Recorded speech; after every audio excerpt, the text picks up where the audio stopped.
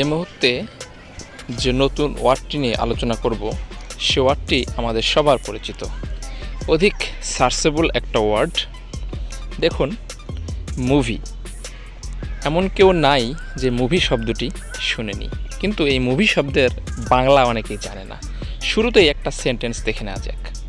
Let's go to see a movie or let's go to enjoy a movie, এরকম হতে পারে। আমরা বলি চলো সিনেমা দেখতে চাই। এখন এই মুভি শব্দের বাংলা অ্যাকুরেট অর্থ কী সেটা আমরা খুঁজে বের করার চেষ্টা করব এই ভিডিওতে। প্রথমেই সিনোনিম দেখুন।